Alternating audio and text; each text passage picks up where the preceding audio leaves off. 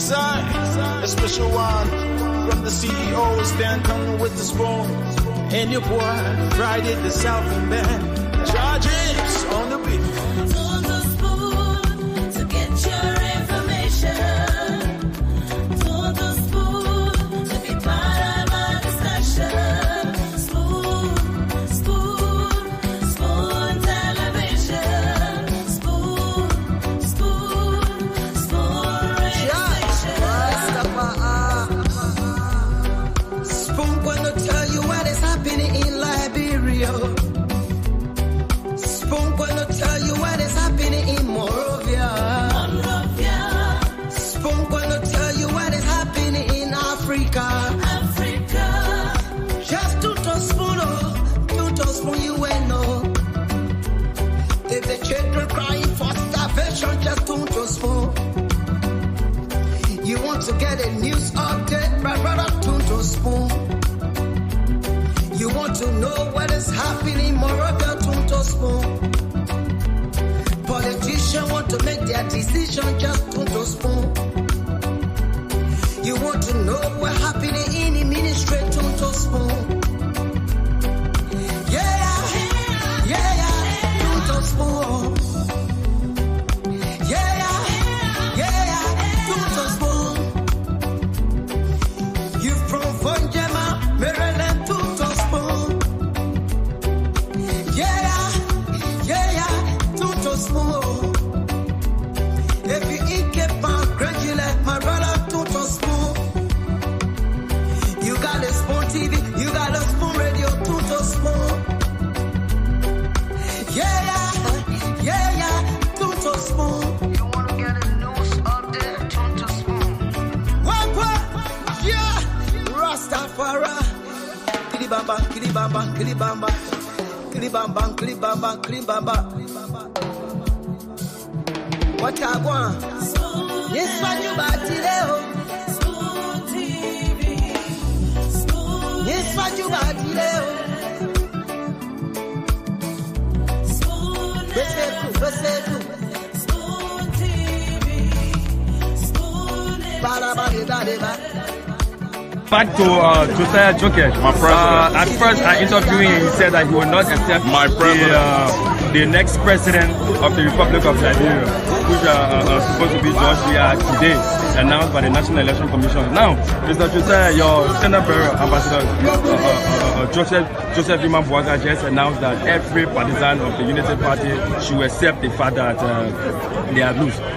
Yeah, So what's your take on that? he's spoken as my leader, and that's it. But I will tell you, as a Liberian, an individual of this country, that George Weah's election doesn't negate his incompetence.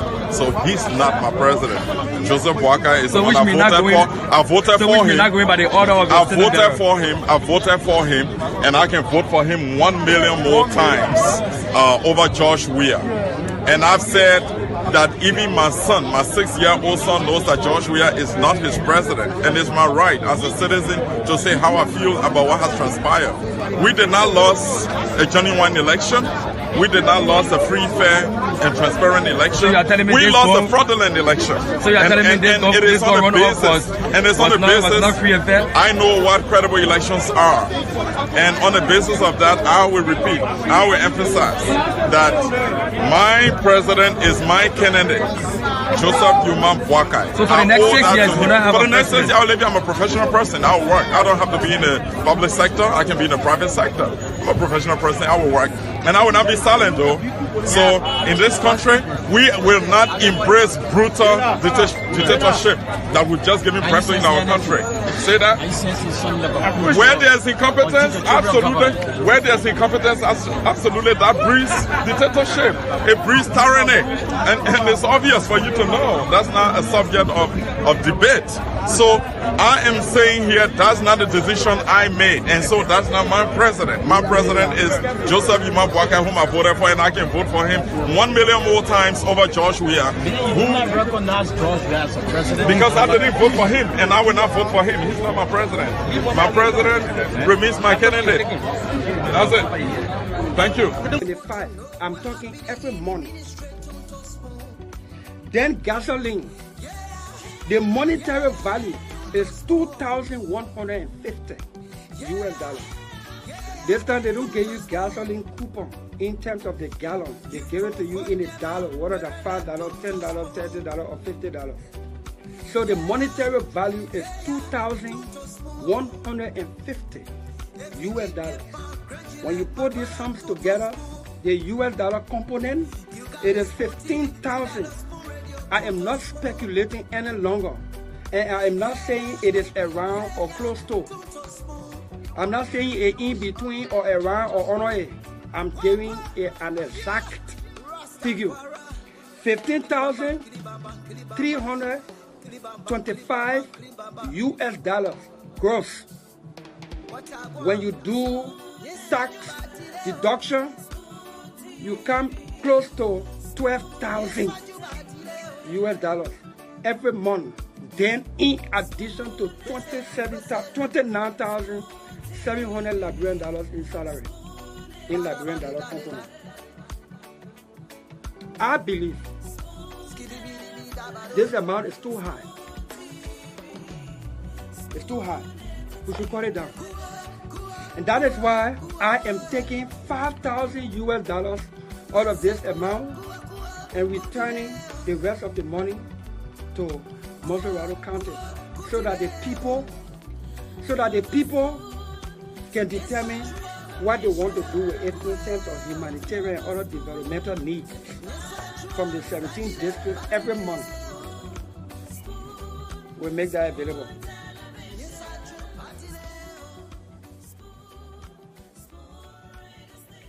If after we pass the new budget and this amount reduces, we will still be within the neighborhood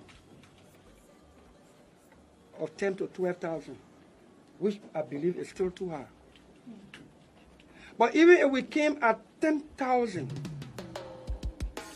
and we returning the minimum of $5,000 to the county, we'll be giving this county 60,000 US dollars in 1 year from our income as a means of protest for the remainder of our colleagues, for us to do it as a government. Yesterday, and including today, health workers are on go slow for their incentives and other medical supplies that are lacking. From what I have here, it will give 10,000 US dollars back through the government system. 103 of us who will generate and save 1.3 million US dollars every month. Times 12 months will be over 20 plus million dollars. We can put it back in the health sector, upgrade it, and make it free or really affordable for our people. Or we can put it in the education sector, upgrade the public schools from kindergarten to 12th grade, and make it free with quality. Then the poor people children that took on us to ask us to assist them with school fees, we as public officials can send them to public school because it's free, because we have made it of quality. If we take 15,000 and put it in our pocket, and the people believe that most of the government money in our pocket, they will come to us to take it out of there. I don't want to be a humanitarian on government money. Especially, I'm a policy maker. Take more of government money, put it in my pocket, and give small back to the sectors that's supposed to benefit bulk of the people. I don't want to be a part of that. And so I'm doing this as a mark of protest to demonstrate to this country and to all of us and my colleagues that it is possible that under this difficult period, we can live with 5,000 every month when we do the right thing with the 10,000. Imagine if this policy became a government policy where it will affect the executive and the youth. I call you today yet to fulfill one of our campaign commitments to our people. During the campaign, we had committed that we will be the first, probably if not the only, government official in the legislature to tell the Liberian people exactly how much we make, or at least how much is being paid me or will be paid me. I took over August 15. I'm entitled to August pay by law. Since I became senator, I have not been paid, and it is not a deliberate intent to deprive me of Darius Dillon. It is a general issue in the country that nobody has been paid for August and September. So I have not received a dime from government since I became senator. Not a dime, not gasoline incentive, nothing. I'm placing it on the record, and I will leave it to those who want to believe it. Anybody who wants to disprove it, there are many channels that you can use. We committed that we will inform the Liberian people what we make as senator, and we will receive only 5,000 US dollars from that money. We remain committed to that, and that we will return the rest of the money to the people of Montserrat County through a dedicated account that will be operated by Montserrat County. The 17th district will meet so that they determine who will be the signatories, and one of the signatories will be our chief of staff for the purpose of monitoring and accountability. Not until yesterday, when the chairman on Ways, Means and Finance of the Senate, who is responsible to present a new lawmaker the package, not until yesterday that I got a handwritten version from Senator Morris Sitoma. Hey, go ahead, eh? Okay. I want to win it down. From my calculation, we are making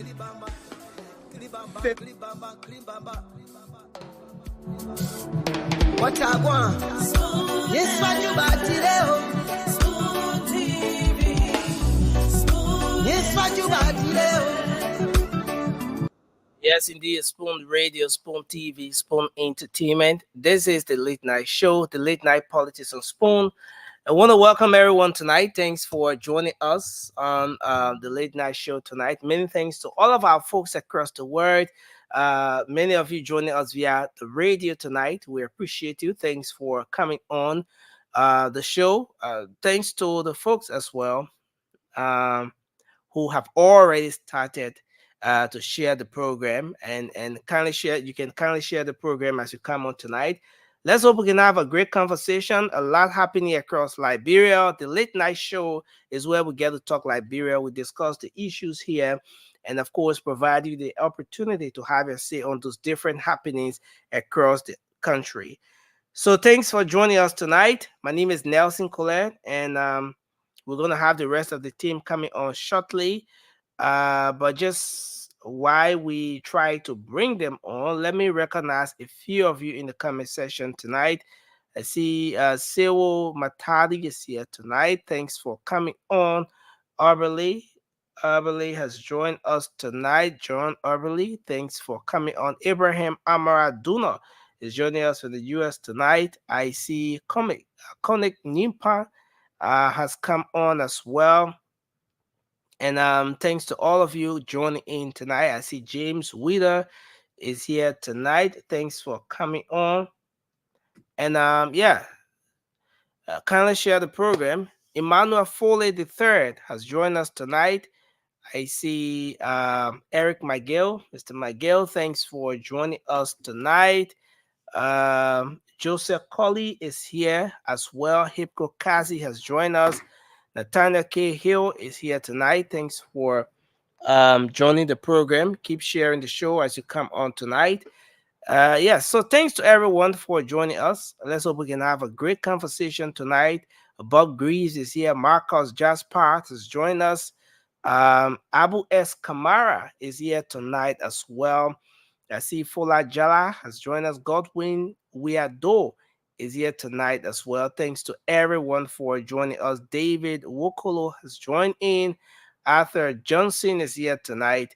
And let me welcome everyone. Thanks for joining us on the program tonight, the late night show here live on Spoon FM 107.5. We are live on Fabric Radio 101.1 and other frequencies across the country tonight. Um, yes, there's a lot. There's a whole lot happening across the country.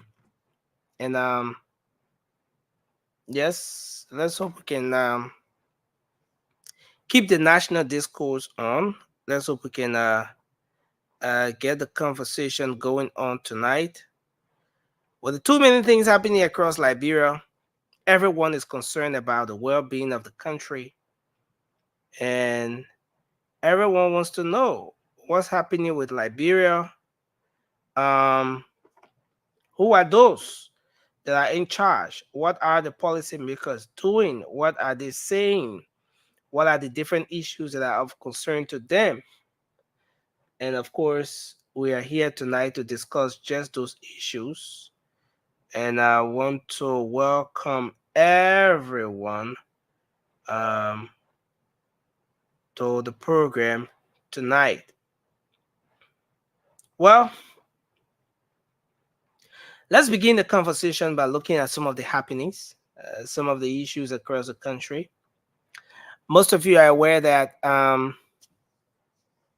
there has been conversation around the construction or the commencement of the project, the overpass, the overhead bridge from connecting from the Japan Freeway to the Congo Town Ministerial Complex. That's one of the projects that even the previous administration had captured the outline, some of this, the issues, some of the achievements that they would have made. Well, they were unable to do that. Yes, but as it stands, significant progress is being made when it comes to that. The Ministry of Public Works, as per the information, has gone ahead and started to pay folks whose properties are in the project, the project affected area. But not just that, but there's demolition exercise as well. Ministry of Public Works is saying that they're going to open the different corridors across the country. They are trying to make sure that Monrovia is laid out, to some extent, if not to the expectation of the people who want to see it like the countries that are highly developed, but at least to some extent, that you can sit at your home and someone wanting to maybe reach out to you will not have to pass through houses, and then you park your car, you get in somebody's push, you pass through the hallway while they're sitting in the living room, then you pass through the living room and get on the other side. No. And so that is something that has been going on. There's been demolition exercise in some parts of the country. Old Road is one of the places that was affected, that's been affected. But not just that, it's extending to as far as the project affected areas. Talking about the construction of the overpass, the overhead bridge from the Japan Freeway connecting to the Tottenham Boulevard, precisely in the around the ministerial complex and also the 12th Street. It is expected that this project will address the traffic constraints that Liberians have been faced with. Most times, there is a situation of people being stuck in the morning hours, people being stuck in the traffic for hours. Let's say, for example, you live in the Pinsville area, you live in Red Light, you live Dupont Road, you live Mount Barclay, you live in all of those areas that are a little bit away from town. Once you stay there and it passes 7 a.m., even 6:45 in most cases, you you you're worried because there's gonna be some traffic that will hold you for hours, if not more than an hour. So that has got the police very busy in past time. You see the police officers at the different intersections trying to direct it. So this project is expected to address that situation where people can decide which route they want to take, which corridor they want to go, and all of that. So this project is something that a lot of people are looking forward to, and so much is being done to have that project coming to reality, and the alleyways has been open as well. Yes, and that's just one of the happiness. And usually, when you have these kinds of activities, those affected will have concerns. They will consistently raise concerns. And most times they'll talk about um, most times they'll talk about they'll talk about the need for the country, the need for all of those people to be um, given a notice so that fire ahead, so that they can know that there's something of sort that's about to go on and stuff like that, so they can better prepare themselves. And then why this is going on, the finance minister, upon taking office, following his confirmation, um, is expected to be having his first major media engagement tomorrow. And this is happening at a time when the finance minister took over, and there was this conversation about budget alteration, legislature setting up different committees to investigate. They all came up. They all came up with their findings, and following the release of those different reports, the next thing that came into the picture was the recast budget. Yes, there were lots of conversations held around the passage of the recast budget, which successfully happened. And so, within just the space of time, a series of protests, some directly at the Ministry of Finance. At one point, the minister had to come down and address the issue, address the protesters, give them some sort of hope that this administration will look into their plight.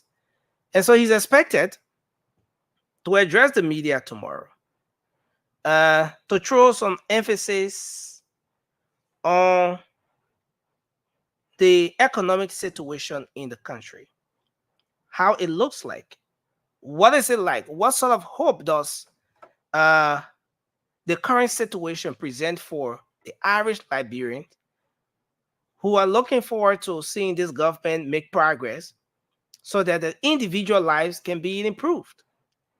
So he's going to speak on a lot of other issues, provide clarity on some other issues that have been lingering in the corridors as well. Yeah, so that's something that's expected to happen. Bila, thanks for joining us. Welcome to the show. And then on the Thank flip you. side, yeah, there has been this debate about the president's travels. Some people see it as something that's way too early. Most of the people who have come up to criticize the president for the many travels are the people from the opposition bloc, some from the CDC, though a few objective Liberians, some of those who stand in the middle, have seen this and said, okay, maybe it's not prudent and stuff like that. But one high profile official of government who has taken a position on this is the speaker. In the midst of the different disagreements across the country, the speaker has taken a side. He has taken a position. He has come up to defend the president, and he's saying that, look, this is just the right thing to do. The fact that the president is just taking office, it's important for him to go out there, lobby, build the necessary connections, build some alignments, make sure that Liberia is on the right path to take her place, to attract the necessary investment that the country needs. Yes. And the speaker took a position on that particular issue. Well, the president is still in Rome, is in Italy.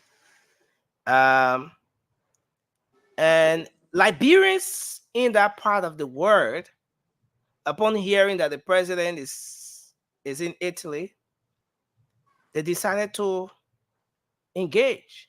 They decided to have their voices heard. And one of the things that they've been speaking out on and bringing to the attention of the president has been the challenges in getting the visa and immigration services.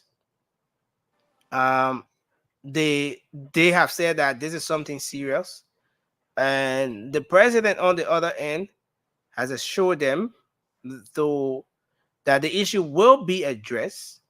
Their concerns, will be addressed. The president then decided to, he, uh, as part of his itinerary, meeting with the Pope. So, yes, that's an issue that has been of concern as well.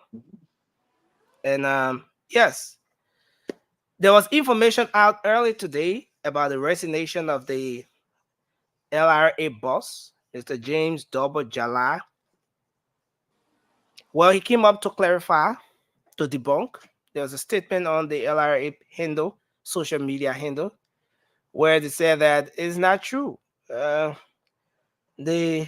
Commissioner General of the LRA hasn't resigned. In fact, he's contemplating on increasing the revenue envelope of the country. So resignation is not the issue about resignation. The whole information is not true. They responded to that, and those are just a few of the happenings. And again, I'd like to welcome you to the show, Bila. Thanks for joining us. Thank At you, the brother. level of the House of, at the level of the legislature, Bila, you must have heard this, that there's a little bit of tension there. You Yeah. know, who takes the speakership? Who takes the speakership? Is the Yeah. Unity Party at this point regretting that as a ruling establishment, as that political institution that was the talk of the time, the political institution that had all the traction right after the election, and the influence was very huge and all of that. Is the Unity Party regretting now that they were unable to play the card very well to get the speakership? In fact, where is this thing leading? Where is it headed? The folks are opting to remove the speaker. There's a conversation that's going on. As a matter of fact, Spoon is going to be bringing a 360 coverage on that. But what exactly, which side stands to benefit? What exactly is that side that stands to benefit if the speaker is removed? Is this something we want at this time? And what sort of change, what sort of impact is it going to have on governance in our country? How does the mayor in Longwood Town, the mayor in Granger, the sign of Maryland, rather, River G, and all those different counties, what do they stand to benefit from the removal of the speaker? So let's have a conversation tonight with so much happening across the country. The Liberian National Police released her September statistics for road fatalities in the country, and it's scary. Road accident is claiming so many lives that you can never imagine. So many people are getting injured. So many people are, you know, at risk just getting the traffic every day, doing their everyday activity and stuff like that. So let's hope we're gonna have a great conversation tonight. Again, Bida, welcome to the show. Let's have you do your opening, and then we can move into the conversation tonight. Thank you so much. And I like to say good evening to you, good evening to each and everyone out there. But whatsoever mean you following the conversation tonight, I like to say thanks to all those who've been contributing to see that the late night polity has always been active. And let's keep doing what we can do to strengthen this conversation so we can get the kind of a Liberia that we have to get to where we we we perceive or we are together. It is a process, and I think the conversation contributing towards that particular process. So basically, what is on my mind today has to do with our security sectors. If you look at Liberia over the past period of time, we continue to have the kind of a security sector that Liberian have not had that full level of confidence in. And it is because how people project themselves out there as a security personnel. It is because how they proceed when it comes to law enforcement. So basically, at the end of the day, you will not see citizens taking police, immigration, and I mean LDA, whosoever that found themselves in law enforcement. Basically, you will not see people taking them serious because the way in which they project themselves out there. So for citizens to take police serious and wanting to work with police officers or the police community, um, the police should amplify or show that level of respect for the citizen and do the needful thing. Because at the end of the day, for you to get a fruitful operation or a fruitful policing in all sectors of our country, it is for you to lawfully do what is needed for your citizen. If not so, to get your job, you can get all of the needed support in terms of finance, what the government will give you paid. You will not get the job done. So we've been seeing some report on the police these days. I think it's alarming. It is something that we should talk about.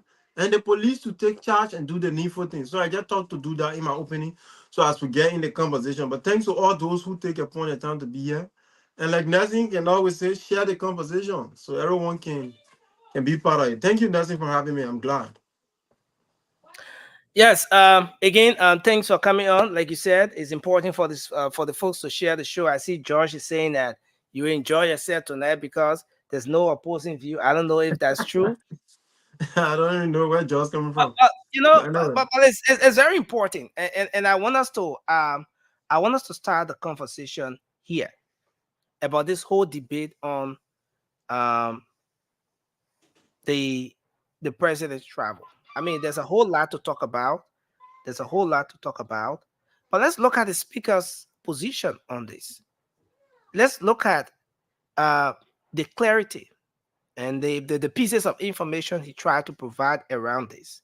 Does this hold water anyway? Is this a message that will resonate with the folks from the CDC, for example, who see the speaker as their representation, as their own person, their own um that influential person that comes from their block, who should be pushing their interests, pushing their narrative, and trying to make sure that the the party mandate to some extent is upheld. Peter, what do you think? The speaker saying that in the midst of the back and forth, the different disagreements, whether or not the president's travels are prudent at this time, the speaker's position that it's a good thing, it's the right thing to do, because according to him, any government, that fails, or any leader who sits and refuses to travel and just think that investors will start flying to the country left and right, that person must be thinking about something that is out of this world, because in order for any president to succeed, you have to make multiple travels at the early stage of your administration so as to build the necessary alliance, the necessary connections that will gradually give your country or your government that kind of attraction. What's your take on this issue? Francis, I want to welcome you to the show. It's good to have you on. Look, Nelson, and let me reiterate what the speaker said. For anybody to sit in your dark hole and believe that Liberia will make progress on her own, and since I think when I've been hearing the issue about we got resources, we got all kinds of things all around the place. We got this mountain, and the benefit of that basic resources we haven't seen in practicality, or we haven't seen it being reflected on the life of our people in reality in terms of how government proceed. It is something that the speaker see from the international level. So one place I want to carry the argument is this. Nursing. If you look at our budget, it is an international base, support base budget. Nobody can erase that fact. So for you to sit as a government, right? No. Be that. I want to understand when you say it's an international base, is a support based budget. What Yeah. what are So, you talking about? so basically, You know, before in that before regard.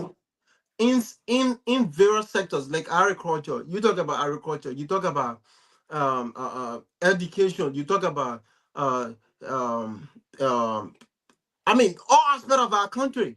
You have to get international base support.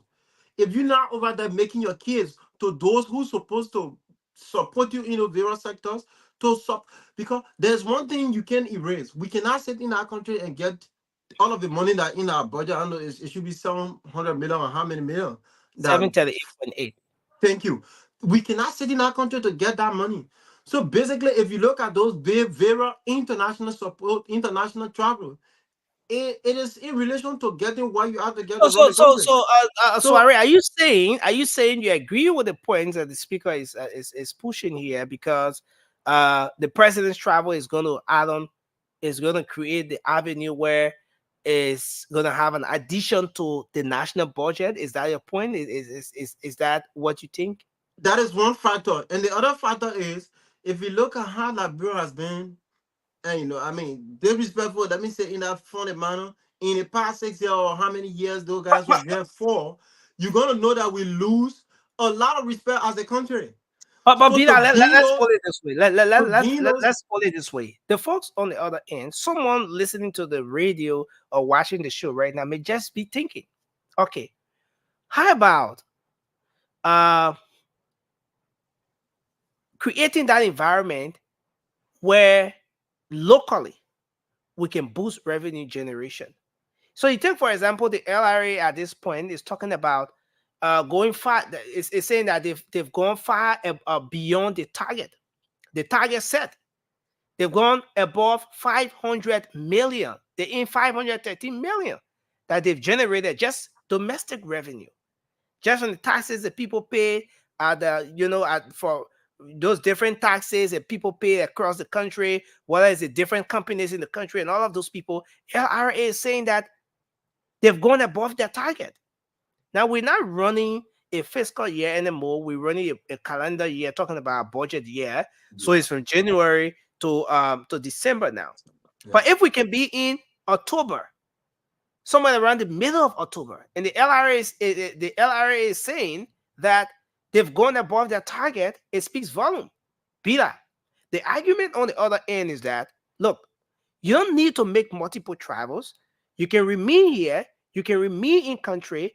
Just come up with the right policies and the framework. Someone says former finance minister framework, but let's come up with a necessary framework.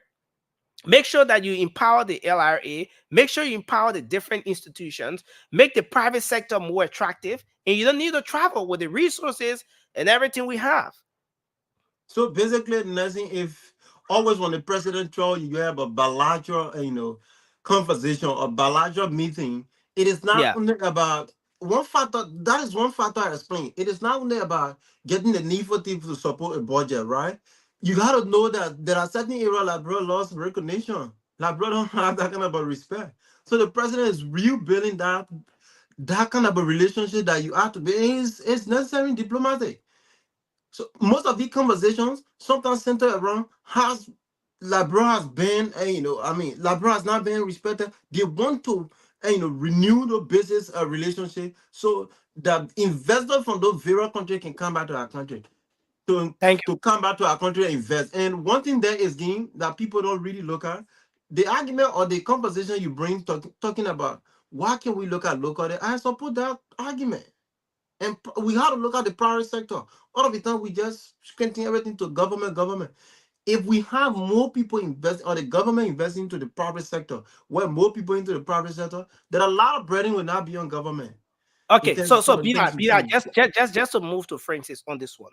Yeah. Do you think at this stage, 9 months into the administration, do you think, Bila, that the president is prudent enough for the president to be making multiple travels, like what we've seen in recent time?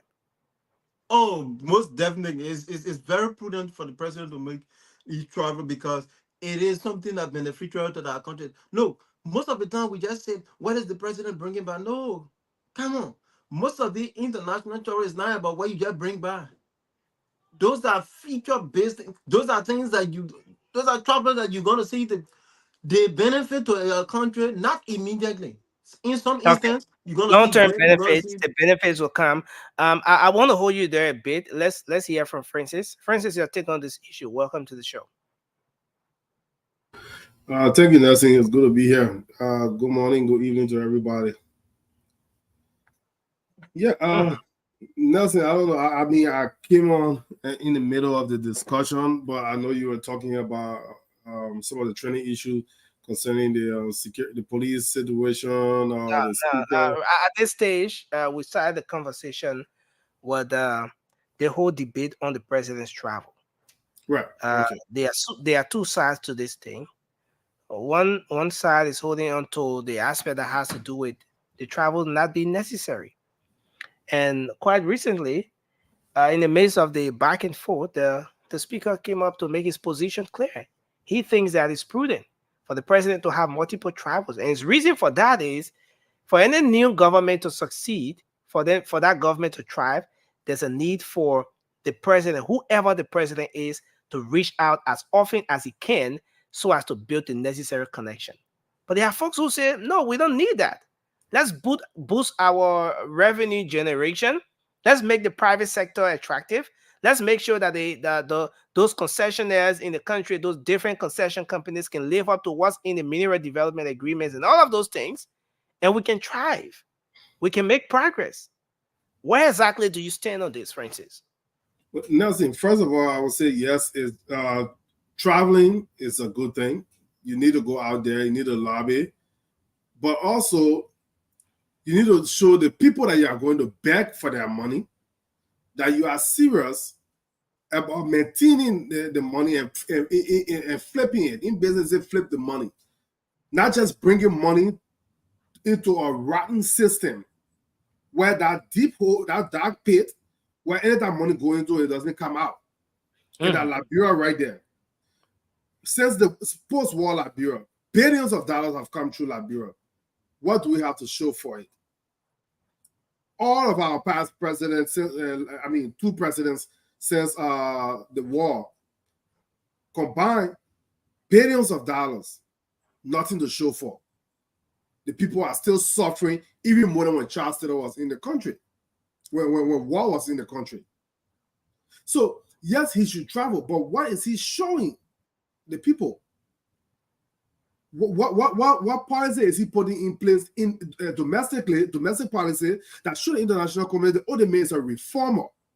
He's here to change things. So you know what? Let's give him a shot. Let's look at a president that come in and say, you know what, I'm not buying cars for nobody.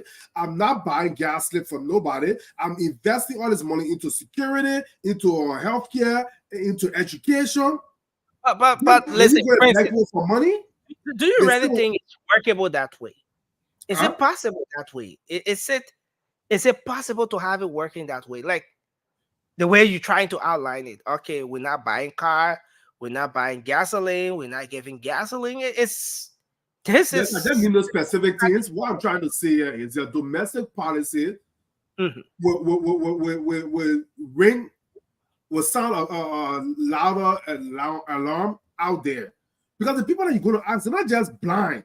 They're not just listening to you and they don't know the country like Liberia. They're going to research your country. Even if they have not been to your country before, they'll research your country. They will know what's going on in your country. They'll look at past, they'll look at what's been going on before you even begin president. Say, okay, is this a country that I want to take my taxpayer money and send to? Is it a good investment? That's what people look at. You can't just go and say, oh, give me money, we're in war, my people suffering. But no, they'll look, some of these very countries that Okay. he's going to have support, give money to Liberia before under Annie Johnson, under George Weah. And they are sitting there saying, okay, what make you different from your predecessor? What make you different? Annie Kim will give her money. George Weah Kim will give him money. Now you come in. How are you different? But when they look at your domestic policy, things that you have already put in place and you are implementing, and then they'll say, okay, maybe this man is different. We can trust him with more money, or we can trust him with money that his people will benefit from. But they don't see anything right now. Nobody can say that the president. But Francis, do you really think the international partners, the leadership, the governments in those different countries that the president is traveling to, do you really think they see this thing from the angle you are seeing it from? Don't you think they're looking at it from a point where, oh, okay, as per the regular pattern, once a government wins election, there will be people who are in opposition. They will try to stir things up. They will try to put their own spin to things and sell a whole different narrative from what the reality is. The fact that they're interacting with the president, don't you think they present a whole different picture and post the president in a better position to attract the necessary investment? Anthony, welcome to the show. Yes, let me tell you one thing. Right now in the U.S. policy, next month that election, you know what's going in the U.S. right now? Taxpayers are making noise about funding for Israel against the Palestinians, funding for Ukraine, fighting Russia. The country is divided about how taxpayer dollars are being spent. So you think other countries around the world, their taxpayers are not concerned, and leaders, real leaders, they are concerned about how they spend their taxpayer dollars. So yes, they will be concerned about that. They will look at what's going on in Liberia. Is there a safe bet? Is Liberia a good investment? But if Joseph Barker go and show that he's different, he's cutting things, he's cutting wasteful spending, and he's using the money that he's generating from cutting those wasteful spending for the people. Trust me, a lot of countries will take him seriously. Okay, so let's put it this way: we will transition shortly and move to our next talking point. But we move to Anthony shortly. But then, Francis, let's put it this way: quite recently, the president cut his salary. Maybe the biggest cut ever in the history of Liberia. And I stand to be corrected on the former president George Weah cut his salary by 25%. Well, maybe we need the folks from the previous administration to tell us how the 25% was spent, what the country benefited from it, and how did it go.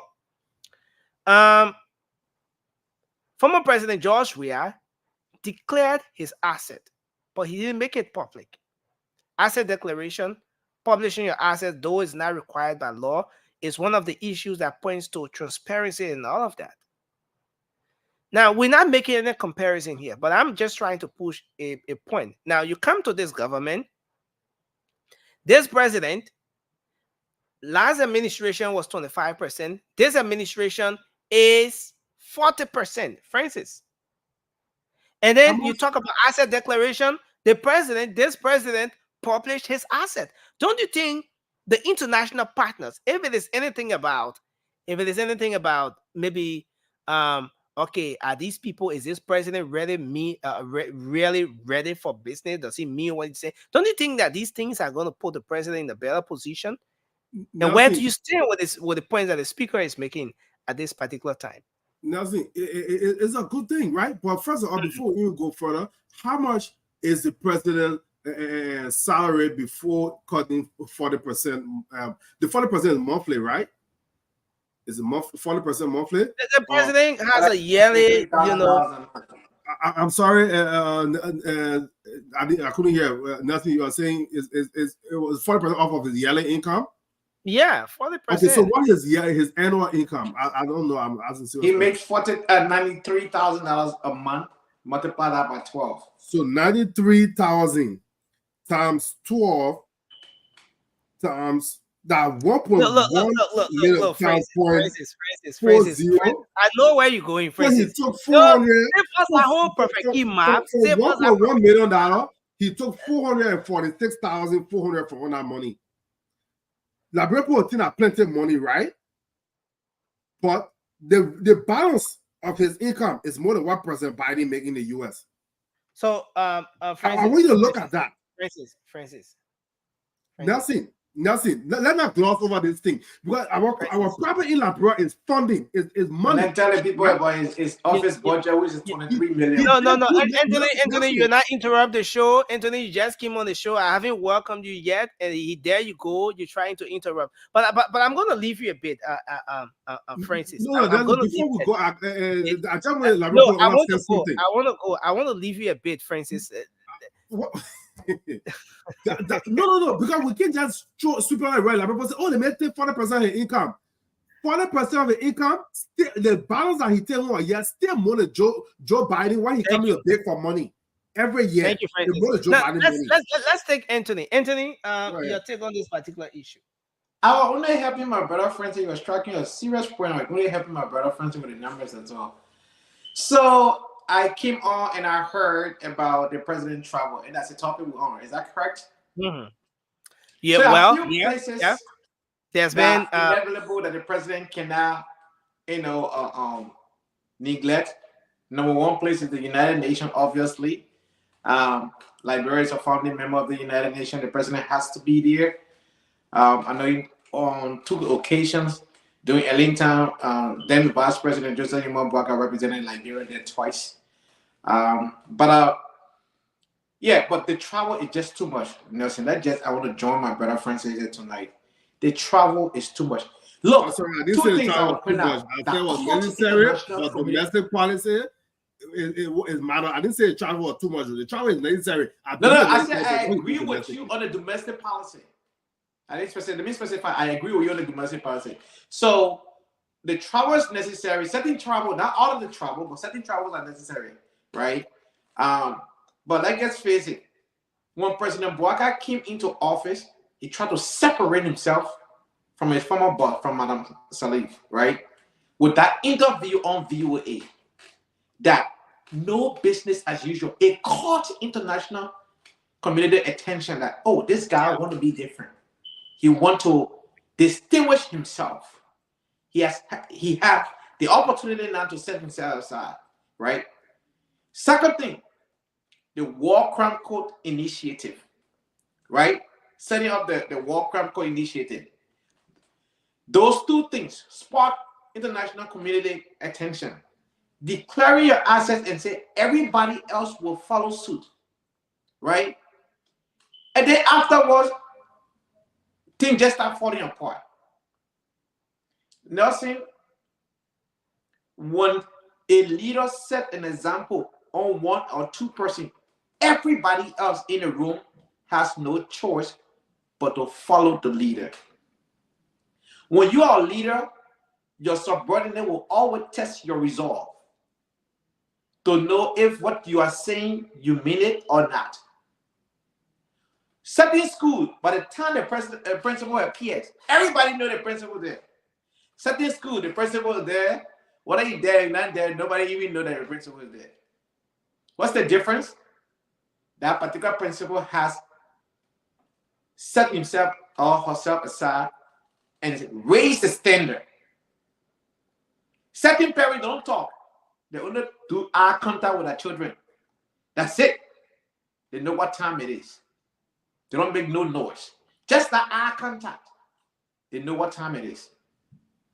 You understand? When I was growing up, Nelson, my dad had one policy. You cause trouble, you run away. He's not going to run behind you. He knows that you're going to come home, Nelson. 5 a.m. That's tiny rotten will wake you up. So do you want to be woke up with a tiny rotten, or you want to do your horse chores? It was up to you. That's a choice you have to make. My dad don't run behind you. You're not. They say, "Oh, I'll whip you. I will do." You not even say anything. When you can't fight behind the hollow, and that's very important. I understand. So what I'm trying to say here, Nelson, I understand that 1980 and 1976 story and all so of that. You know, what I want to say here, Nelson, yeah, I want us to President come. Boakai has within his purview to leave a legacy that will be remembered in a positive way, or to leave a legacy that people will say he's one of those people who ruined the nation, right? He has had all the other opportunity that people say, oh, but he never had a chance to lead. He was always, playing his role. This is the time for him to lead. Granted, he has given the gavel of the nation a seat that only very few Liberians will have the opportunity to sit on. He has given this opportunity. Look at DEA today. Up to this time, 5 months later, we stay here. We don't have a head of DEA. Drugs that they declare national security issue in Liberia. We don't have a leader, right? Today, we got a set of metal extended deal of $25 million, 25 years. I'm sorry, right? But we don't make metal sheets in Liberia. We don't make steel rods in Liberia. In Liberia, have one of the best quality of iron ore in a Manima. Best quality of iron. But I was a kid. When you take the magnet and put on the dirt from the mine, it sticks. I used to go up the mine with my dad. My dad was a nuclear operator there. He used to put me up on a nuclear. We used to go in the mines and stuff like that. As a kid. So we have rich iron ore. We need a plant in Liberia to make metal sheets and make steel rods and other metal beam. You don't need a special skill set for those kind of things. You don't need population. We can make production. That means we'll add value to our natural resources instead of them just extracting the raw material and taking it out of the country. We will go to that discussion, Anthony. We're gonna have the discussion about metal, steel, and metal, what they're doing, the resources they're extracting. As a matter of fact, Senator Prince Johnson made a very great point on that issue just on Tuesday. He was saying that now that the company has 4 years to the expiration of the previous contract, if they cannot live up to what's in the MDA, then the caucus is reaching a place where they will go against the extension. That's another conversation we can have for another day. But coming back to the president's travel, let me end on my 30 seconds. Just take 30 seconds on this because we have to transition. Nelson, people are making the argument the president traveling. Let's just be honest with ourselves here. All of the travel, including South Korea, 23 MOU signed in South Korea up to this time. What has it brought to Liberia? All of the travel has brought. Okay, Anthony, how long does it take for an MOU to materialize? How long does it take? Look, Anthony, you got to be fair to our audience. You got to say it the way it is, Anthony. Does MOU start to materialize in just 2-3 weeks? Is it a one thing? Right? Is the whole MOU thing about just maybe 1 week and 2 days, 3 days, and the MOU starts to materialize? Maybe someone is concerned about that aspect. Okay, let's say this. Going to these summits is like going to a job fair. A job fair is where you get instant hire. If you go to a job fair and they say they will call you, that means you're not hired. Going to a job fair is different from, filling application and waiting for you to be called. A job fair, you are interviewed on the spot. You are getting all of the opportunity. They tell you about the company, everything. Then they need to tell you what's the next step. If you go to a job fair and leave from there and say, oh, the people say they will call me and I'll give you a specific time, you will get hired. Because the job fair is supposed to hire you on the spot so they can give you the next course of action, how your onboarding and all of the different things. If you don't get that, you didn't get hired. Going to a summit, you're supposed to automatically get a contract leaving that summit, a deal done at the summit. If you don't get a deal, if you get an MOU, they are thinking of you. They are contemplating of coming there. And But you may you are be not the right. priority. You may be right. You may be right. MOU basically has to do with the starting point of a negotiation between two parties to signal the intent of doing business or coming to an agreement. So yes, Anthony, you may be right.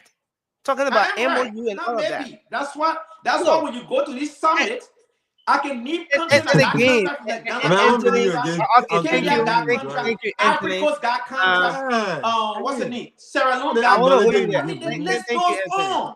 Thank you, Anthony. Let me hold you there a bit. Yeah. Princess, I see you want to come in with a Yeah, very I quick really point. Just enjoy that. Yeah, just a quick point. I mean, Anthony, is not true.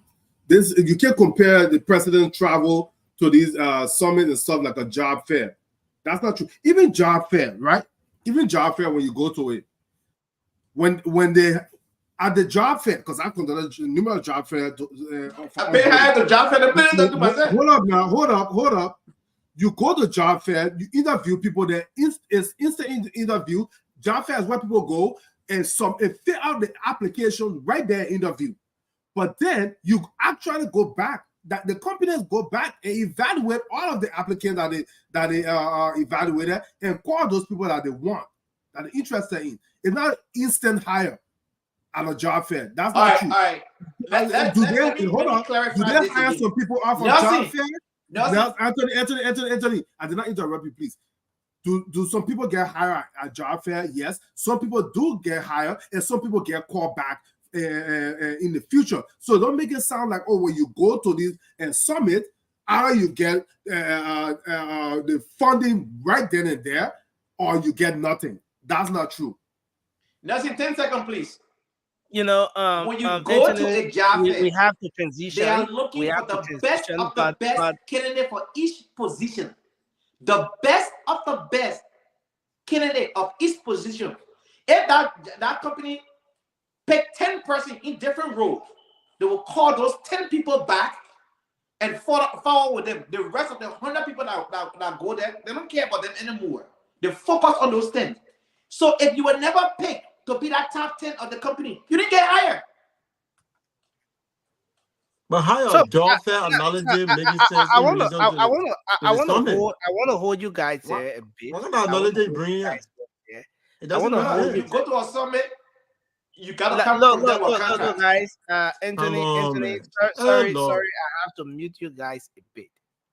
Now, this is very important, Peter. I don't want to. Yeah, let's keep the conversation that way. Now, why this conversation about the president's travel is going on? You have the speaker making his position clear. He thinks that this is something that is good for the country. On the flip side, there's conversation about the removal of the speaker. As a matter of fact, this is something that didn't start now. The Unity Party got to know that they lost an opportunity. It was a missed opportunity the very day they missed out on that seat with about 2 or 3 votes that saw the speaker being elected. There and then the Unity Party thought that they would have been in charge even more, far way better, had they gotten that seat for themselves. But far beyond that, when the yellow machine conversation came into the picture, and the politics was all around the place, there and then again, the Unity Party got to realize that, oh, we missed out on a very important opportunity. Now, with the conversation, it's getting very tense up Capitol Hill. tomorrow is going to be very tense with the whole conversation about the removal of the speaker. Why he's away? Well, that's another argument. But the speaker making this position, why he's on a trip with the president, that the travel is very good. Does it put the speaker in a better position? I mean, is he playing a card here? Is it a case where, okay, so I'm already into this, I can criticize it, so I gotta play by the rule? Is he trying to play the card in a way where it puts him in a better position, so that even like now that the whole conversation about his remover by his colleagues up Capitol here is on the table, that he will be unshakable to some extent, that you have the blessing, the support of the president to some extent? I mean, let's hear you on this one, Bida, and then we're going to go around the table. Just 1 minute each on this. Let's be as brief as we can. Thank you. Thank you so much, Nelson. You see, legislative politics in Liberia is toxic. It is dramatic. It is beyond how we usually see it. And obviously, there are people within the House of Representatives. They are very insecure with certain leadership because of their past record. No, you can say everything you want to say about Funati Kofa based on his record, maybe all of your disagreement you have had with him. But there's one thing you cannot take from the brother. It is his his understanding about leadership. Look, But people understand, people always in this gear about the horse being run like a political party. I want for people to get from your gear of wanting to be looking at the lower horse as a political party based area. For me, I'm not pleased with hearing that people want to remove the speaker, because you know what it would do? We not have the kind of a balance of government that we have to have. Look, anyone who understands leadership from the government perspective and understand how a country run, you will not be hesitant to see things out of the blue sky. I know the seditians. Bida, and I want you to be on this one because we have to transition. My question to you is, given everything that's happening now and the position of the speaker on the president's travel, was he trying to buy the president over? Was he trying to create an atmosphere where, in a case like now, where there's conversation, there's some plot to get him removed, where he gets the support of the president? Be that. Then I want to ask you in return, is this the first time for this speaker to say good things about this president and the government? I said no. When this speaker was elected, he said he's going to do the people's job without no fear or favor. Accountability will be on board. Transparency will be on board in terms of holding the executive. He's not Feet going to to fire. run. And I get you on that aspect. Now, He's Peter, not. I want to end up with you on this one. I want to end up Yeah, with you on this yeah. one. Just given everything we've seen now, is there any reason why the speaker should be worried? Now, there's information that the independent bloc has got some 49 signatures. At the level of the House of Representatives, you have 73 lawmakers. And if you're talking about 49 signatures, it passes the how do you call it? The center point. Let me put it that way. All right. You should have The simple majority. yeah, it passes the, so Bida, is there any reason why the speaker should be worried about all this information? Because if you go at the House of Representatives, CDC has more lawmakers there. I mean, come to think about this. If the speaker is from the CDC, he has the blessing and support of the CDC. Is there any reason, Peter, why the speaker should be worried, should be jittered about everything that's in the corridor of the legislature right now? So I told you that legislative politics, especially in Liberia, is dramatic. It is sometimes beyond how we talk about it on these bureau platform. That 49 continue to 20 tomorrow morning. Oh, come on. We know what has been happening in the House of Legislature when it comes to the issue of removing speaker and how somebody say, I get this number, all the business And, thing. I So like the way you put it. It could yeah, change to 20 tomorrow morning. tomorrow It could morning. change to 60 tomorrow morning. It could change to 70 tomorrow morning. There's It a could change to possibility. 50 or 40 tomorrow morning. Yes, Yeah, so there are lots of unpredictability surrounding this particular issue. thank you. And you've been following that horse. So that drama, I don't go for it. But what I want to say to the Liberian people on those who believe that the speaker should be removed, for me, I will not see the kind of a Liberia that we have to see because under this leadership, I'm pleased with this speaker leadership Okay, because we're thank you. seeing some level of balance in terms of how government should be. If you Thank you. have a Thank you very complete much. unity Now, party speaker or those who wanted to just seek for them interest, come on with discuss okay. more about that lower So what horse. do you foresee? What do you foresee? What if, and be that, let me end up with you on this one, then we'll move to Francis. What if you woke up tomorrow morning, the speaker is removed, he's being replaced by a unity party speaker? What kind of legislature do you think we're going to have? I see a rubber standing in Boone Dawn, House of No. You Representatives gotta come because back with that because I don't. you know I didn't understand everything you a just said. You rubber see, standing House of a rubber Representatives stand because legislature. we always see anything come from the executive group, anything the executive wants group. Brother, we not offer what we've been seeing in the past. We want to see our country in a direction wherein we'll be serious or people will take us serious. Thank you. I Not want to when hold you anything there. the executive Let's sees. move to Francis. Yeah, we want balance of power. Francis, your take on this issue. Given the speaker's position, and now considering what was at hand, do you think he was trying to strategically? He was very strategic about coming up with this position with respect to the president's travel.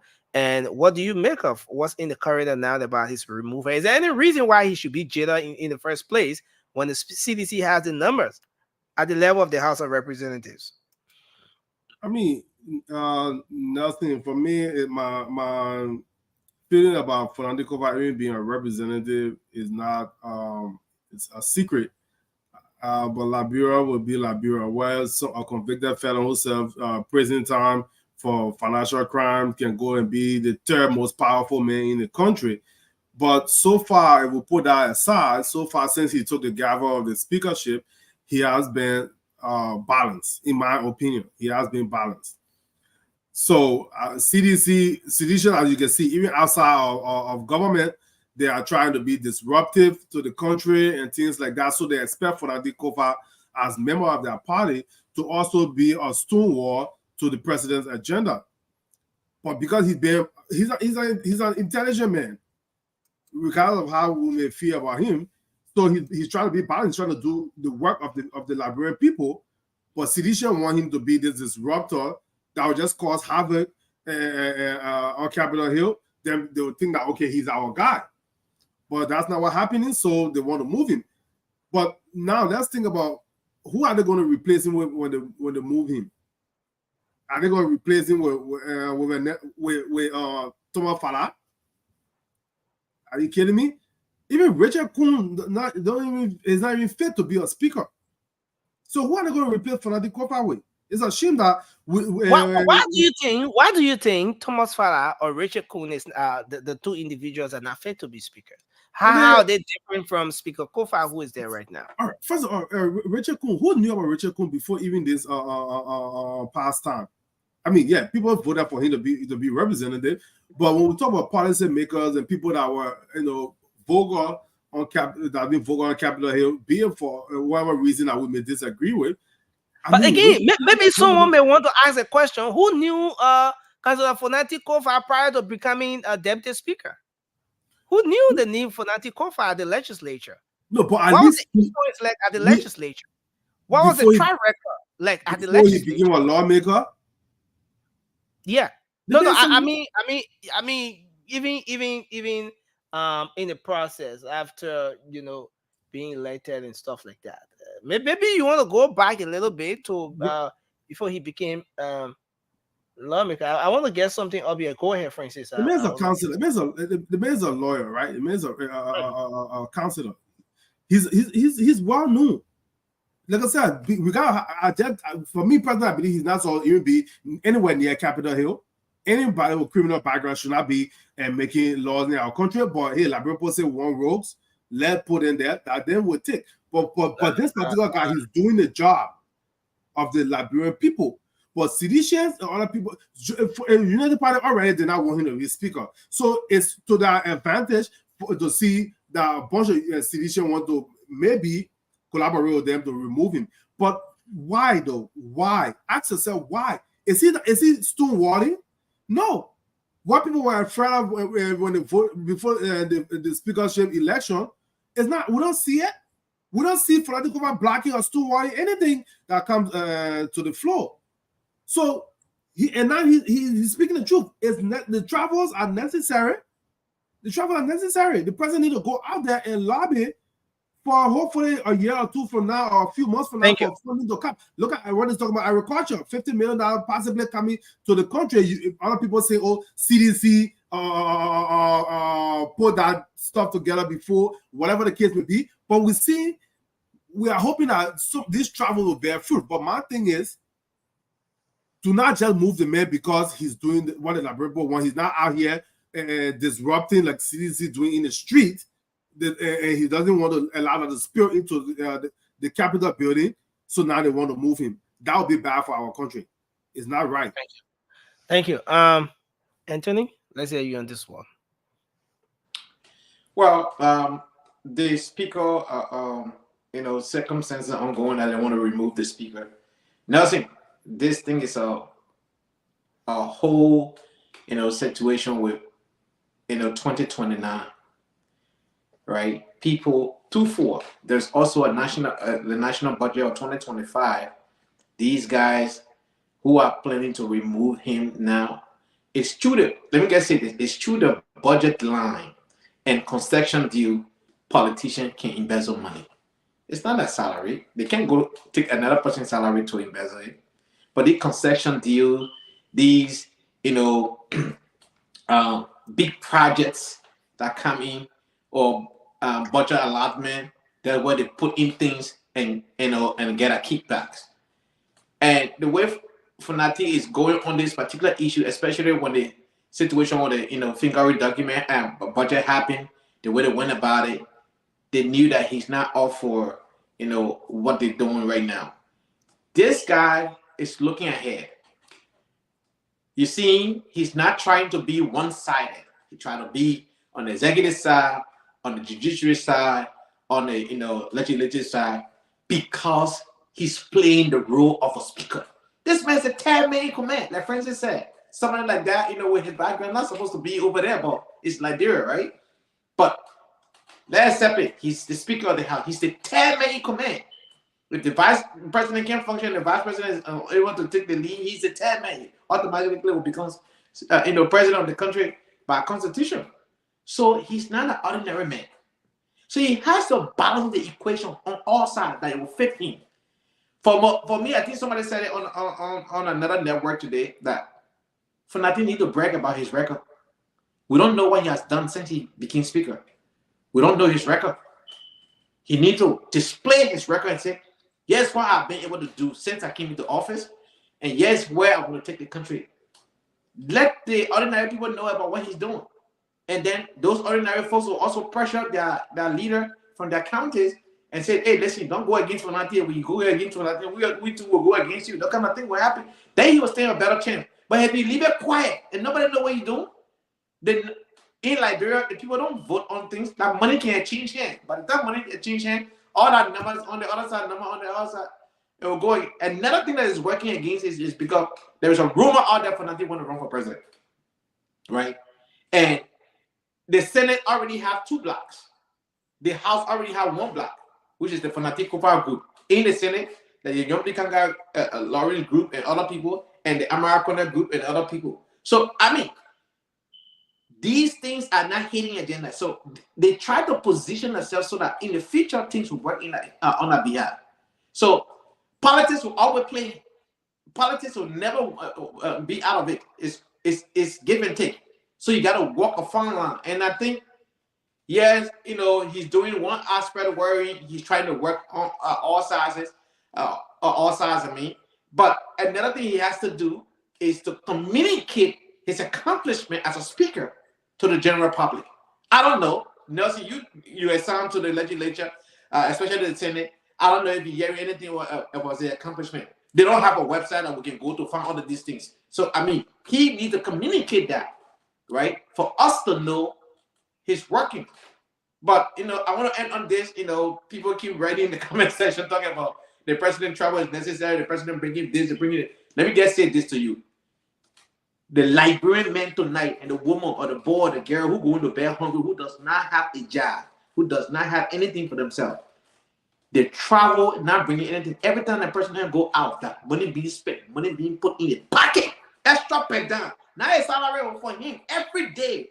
The president make $2,000 per day. Every single day the president is outside Liberia. That's $2,000 per day for him. Apart from your food you eat, apart from the security, apart from everything, extra $2,000 for the president. If you already know that one, okay, that money it costs Liberia. Thank you. When you go out, then the money that being spent, it gotta be return on the investment on you. Where is the return? Thank you, Anthony. I want to hold you there. I don't know if Emmy has been following the show. Emmy, welcome to the show. It's good to have you on tonight. Thanks for joining us. It's very important to talk about these issues because at the end of the day, these are the very issues that will determine where Liberia goes. These are the very issues that will determine how the country is run. The legislature, as much as so many people may have their disagreement with the legislature, and so many people may want to lash at them and all of that, that place remains one of the powerful places in the country. And the decisions they make there is tailored to a whole lot. It's driven by so many things. And I want to go across the table with this. And maybe starting with you, Francis. Then we're gonna. But Emmy, if you want to weigh in your thoughts on the previous conversation, in case you've been following, that's fine. If not, then we can go around the table with this. Okay. So, Francis, the CDC is the former ruling establishment, former ruling party.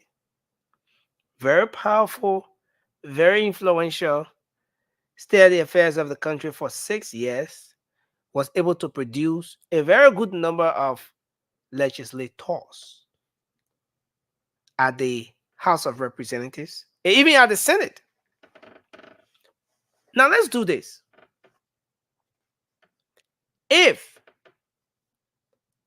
this whole plot, or let's say this movement, let me put it that way, if this movement succeeds in removing the speaker, who happens to be like a representation of the CDC at the legislature, is this going to be a loss for the CDC? Or is it going to be a win? And I think Anthony says something very important. Since the information, unconfirmed information about some desire of the speaker to run surfaced in the public space, there has been different movements. There have been people moving with him, but at the same time looking at him. I hope that man, So, is it going to be a win for the CDC? Is it going to be a loss? Is it going to be a loss in a sense that, oh, okay, so since he was a representation of the party there at the level of the legislature, he's not there, so it's a loss? Is it going to be a win? Wherein maybe, yes, the man wanted to go for presidency, okay, he's not in the space again. Is this even possible? Now, who, and I want us to take a look at this as well. Who is that person you think the CDC is going to bring forward Who is that person you think the Unity Party is going to bring forward? Now, whichever way you pull it, the Unity Party and the CDC remain the two strong, the two most powerful political parties in the country. And if there's anything such as going to election for speakership and stuff like that, you know it's going to be a battle between the Unity Party and the CDC. If we have to get at that point, okay, let's say they follow the procedure. Yes, the current speaker is removed, and which is not impossible. Folks have been very powerful at that legislature, and they were removed before they knew it. They were out. Their colleagues removed them. So it's not a seat that anybody's name is cast in stone. No. But just if we get at that point, Francis, who is that person? If you look across the table, is it going to be a win or a loss for the CDC? All right. First of all, I think on the Unity Party side, they'll probably still want to push Richard Kuhn to be the speaker. On the CDC side, who knows? Maybe they want to move the second in command right now. Funadi, not Funadi. No, they can't move him. They can't. Let's see. They can't remove him. Thomas Farrar was voted. I mean, yeah. Now. I kind of think about it, I don't even know who they will pull up from the CDC side. So, I don't know. as it stands, the CDC, listen, it's about influence as well. It's about who has the influence, who can better represent. I know private support Musa Belede. The private support Musa Belede. Who's going to support him? You mean the CDC? I mean, yeah. I mean, he can lobby them, and they can pull him there. He has a very good rapport with the CDC. Yeah, Musa Belede. Yeah. So let's put it this way. Let's put it this way. Maybe you want to say when it comes to who knows how to play the card. Chairman Mr. Musa Hassan Belede knows how to play the card. He knows how to lobby. But what is his position? Where does he stand? Talking about the whole CDC, thing. Where does he stand? This is someone who was just with the Liberty Party, was with Mr. Cummings. At least before going there, Mr. Cummings had 7%. When he went there, the 7% dropped to 1%. But that's another story. Anthony has the rest of the story. But how exactly is this going to happen? You have the legs of Frank Sarfoko, who is one of our sedition. Frank Sarfoko is a sedition. Work with Mona Pelo Youngblood to the point where he is now. District number now, a very strategic district in the country. But, and a lot of other folks there who are from the CDC as well. But I think why it will even be difficult for them to even support Musa Belede is because he's not a Seeker fan. He's an independent thinker. They want Moya I was their person, so they will not go for anybody. They want somebody who they can put over there and just be the gangster that's the way they want to run the streets. That's the type of person they want to put in. Are they going to be looking at Yeke Koluba? I don't know who they're even for, but they got plenty of people. Are they going to be looking at Yeke Koluba, for example? Man, don't joke around. No, they will not put Yeke there, but I'm pretty sure they got plenty of Moya people over there that will put there to just destroy the laboratory. But let's go to the country about the question. Also, the part about if it's a win for CDC. Right now, CDC is a fractured party, right? It's a fractured party. People don't know about it. Think about it. Right now, a serious party that's serious about coming back. What are they doing right now in the opposition life? What are they doing right now? They're not even showing the Liberian people that, we're there, we didn't do much, but this is what we're doing now, and this is what we'll do when we get there. They're not helping nobody, even their own partisans.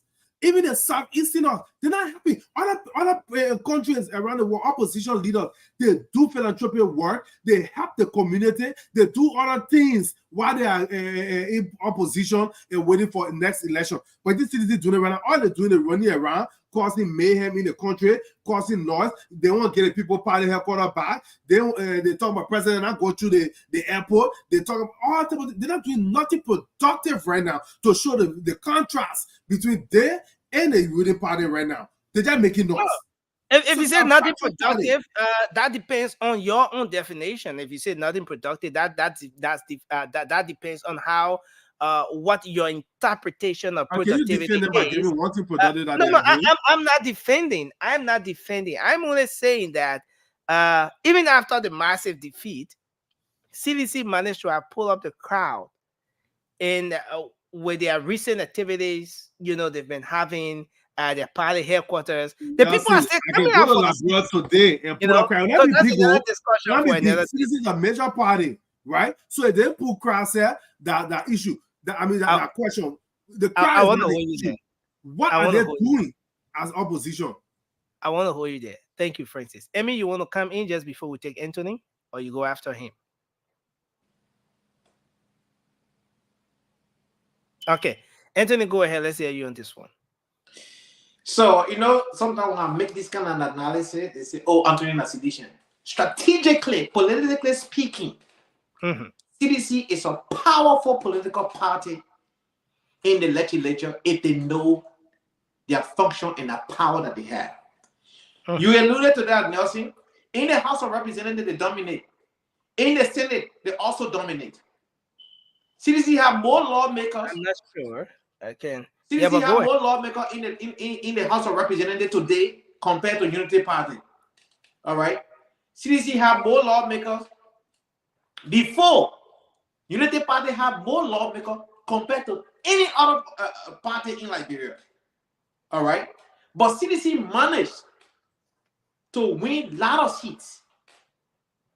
And this is why they are in this position. Even though they lost the presidency, but they won the speakership, they won the deputy speakership, and they have good numbers in the Senate. Even if they can pass the legislation, they can filibuster. You understand? So politically speaking, they are well seated. They are well seated. If I'm a seditious and I'm in a leadership role, I will caution them that removing Fanatic Kofa will be detrimental, politically speaking, to the party itself, not to the individual Fanatic Kofa. Because you have a political capital that you can leverage right now. But because in Liberia, these guys don't think about tomorrow. They think about now. Me, my pocket, and my surrounding. That is the reason why you see how the Republican Party will able to smash the Democrat right now. For the next 50 years, the Supreme Court is in the Republican Party hand. For the next 50 years, folks. And I want to highlight a comment here. I want to highlight a comment here while you're making your point, Anthony.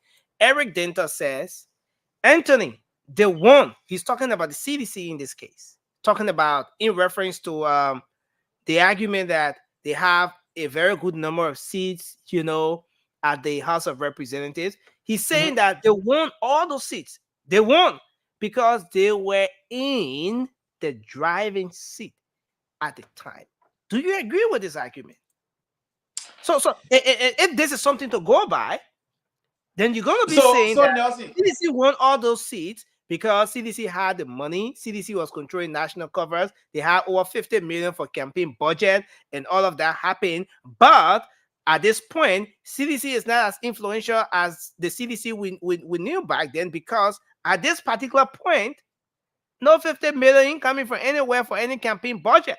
And all those lawmakers will have to struggle. They will have to try on their own. If they were going to one thing people are forgetting to know that the way seditions are, many other political parties is not like that. The people are just loyal to this one man called George Weah. They don't care whether or not he's doing anything for them. The fact that they have this man called George Weah. Their loyalty is not to that political party. Their loyalty is to that one man called George Weah. So former President Weah is the magnet that holds CDC together. If he leaves that party crumbles. Because you see it in their faces each and every day. Vasco is going to be here tonight, or any other George tonight on the show. Anything they talk about, they're not pushing their party agenda. They defend former President George Weah. That's all. And that is the danger to have a party. Anthony, that is like that. So you cannot count it out. What are they if this group succeeded in removing, just in the case where they succeeded in removing the speaker, Is it going to be a win for the CDC or a loss? Politically speaking, it will be a loss for them. It's not going to be a win. Listen, if you lose the presidency and have control of the speakership, you have a political value. May not be equivalent to the presidency, but it's a second equivalent to the presidency. Because any budget that will come to the House, that president has to work with your party. That president has to work with the speaker. That president has to do things. And guess what? If they were smart, they will put things in the national budget that will benefit them. And the president will sign to it because he also wants his stuff to pass. Thank you. Thank you. I want to hold you there. And then let's take Bida, then we come to Amy. Look, nothing. If the CDC, because I know the CDC is part of this clique, if they succeed with the independent black or whatsoever black from the Unity Party to get Kasuda Funati Kofa, it will not only be a political blow, but it will be a disaster within the CDC. There's one thing you cannot erase, that Funati has his follower. Funati has a base within the CDC. That is why you currently see that Funati is getting brains from the CDC into his office. That is a smart in the better plane, because he has a political feature ahead. And for every smart politician, they will all want to get that base, that political identity, wheresoever they find themselves. Even the very CDC lawmaker we're talking about, there are people who believe in Funati. So for the CDC to sit and see Funati leaving that position, there could be another Hulu battle and a serious disaster within the CDC one. But isn't this situation going to calm that whole fear or that whole, issue about, the man wants to become president, the man wants to run 2029, knowing fully well that former President George Weah is eyeing 2029 as well? Isn't this going to be a win for whoever that is that should be a contender? Well, I don't think, because the issue about the rumor of Funati wanting to become president, like you said, is unconfirmed. So nobody could hold on to that information and wanting to run it, make it out of fight. So, but here's the issue. Funati is one man who believes in what he stands for. So basically, for someone who want to bring the issue about removal, to say you want to put fear in Funati, to be a complete disruptor, because CDC wants somebody who can be a complete disruptor. You can be disruptive and intelligently in regards to some basic issues that the executive brings. But the CDC wants somebody. If the CDC, if the independent black was to succeed in doing this, who do you think the CDC, for example, will be bringing forward? Well, as I just seen social disaster, the likes of Rachel Kuhn, the likes of you're not understanding recycling. It is clear. No, you're not understanding the question, Peter. So it's clear that the Unity Party is going to be presenting Representative Kuhn.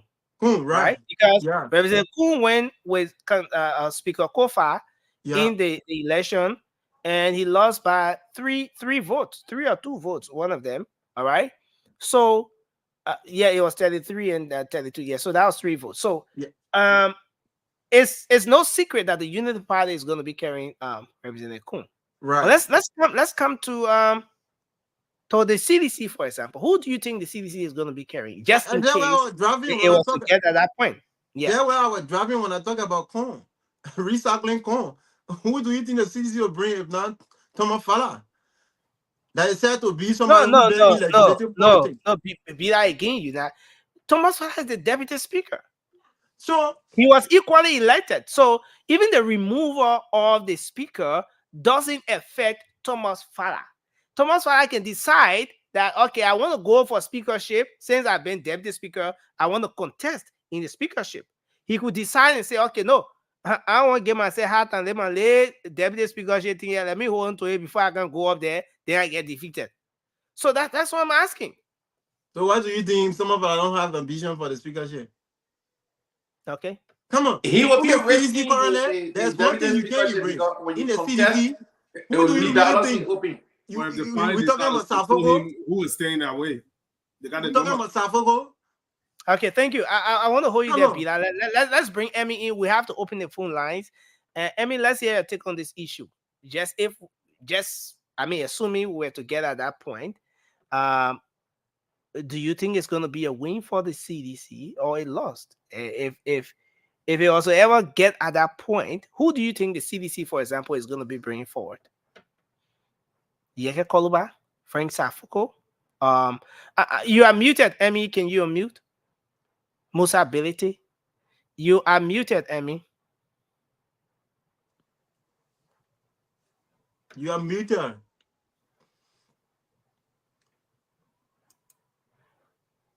You gotta try to unmute. I mean, I don't know. Oh, I think Emmy is muted. Since Emmy has some issues, I think we'll go to the phone lines and then take some calls. 0555-101075. We're gonna put the WhatsApp up as well. You can call in and wait in your thoughts tonight. This is a late night show, the late night politics on Spoon. I'm Nelson Colette. Bida Soiree here. Anthony Gay, ANC, is on the show as well. Whenever you hear ANC, you should think of 7% to 1% or 1% to 7%. You know, anything can happen. It's even possible that 1% can jump to 50 plus 1%.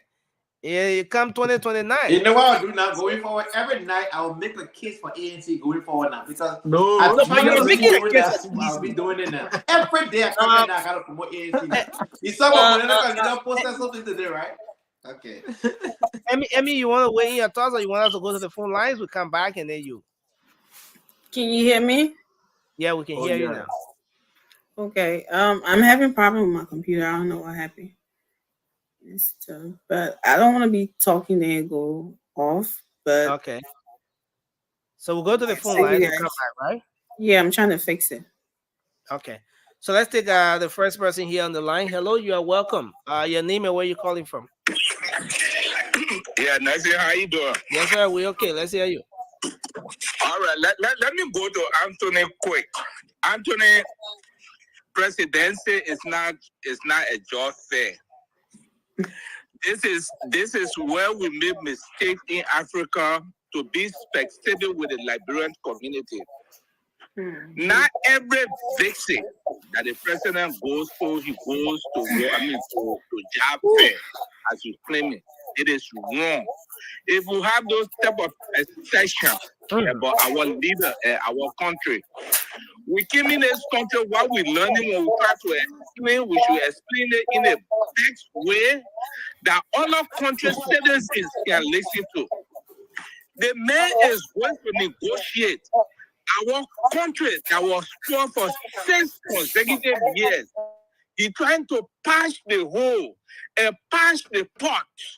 Then you telling us, Liberia, that he went on a job fair. Every visit that the president takes should bring money home. It is wrong. This is the reason why we told you people from 7% to 1% in Liberia. Thank you very much. Let's hold you there. I beg you. You don't make Anthony to run away from this show yet. Anytime you're making your point, you forget about that 7% to 1% side of the whole story.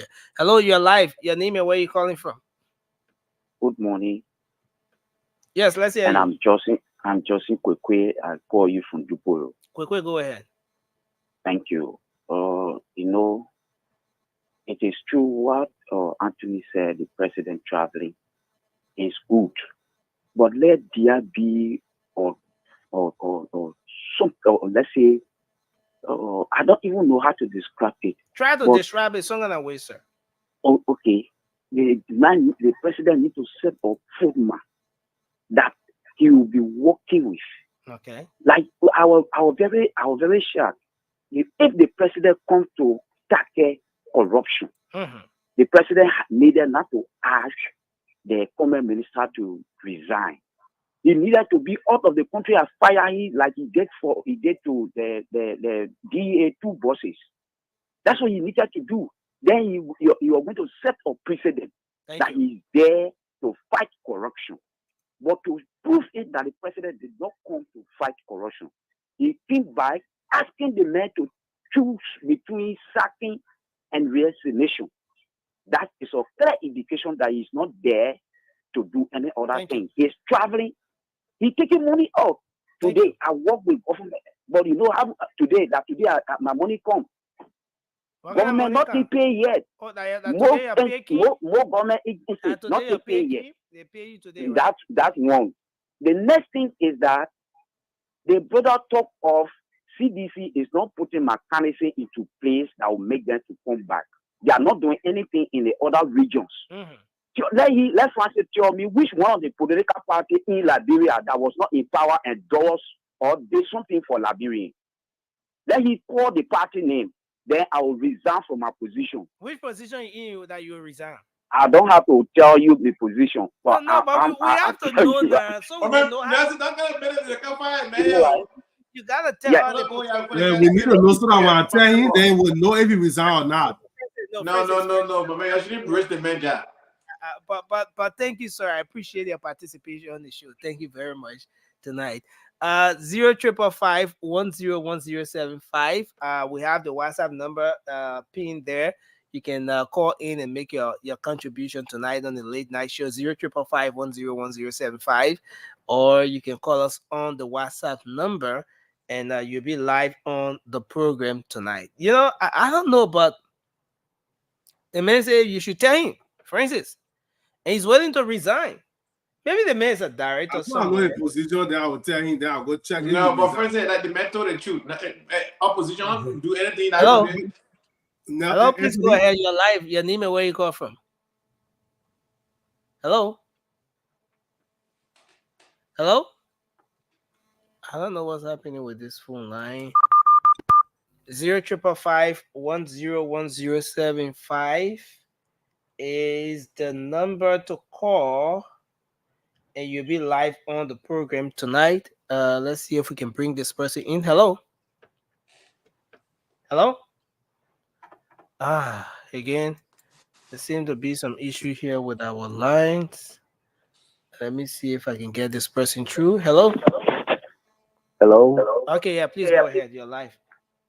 Good morning. Yeah. On the line of Kofa going to, and the House of Representatives to take him from there while he traveled with the government, while he traveled with the president. That is one of the greatest mistakes the CDC will ever do. Because where will they sit? Who will come back to replace that particular position from CDC bill? It either be or Musa Belete or District 17, which is Unity, I go District 11, which is Unity Party. And the mistake that they are doing is greater. All the struggle that the government struggling, all came from CDC. All coming from CDC angles today. Thank you. You see? I come. Yeah, But brother, we said the president or the candidate that will be very, very serious passing all around, dancing around, and Liberians will say that this man is the man that we are going to be making another president again. Which other country can do that?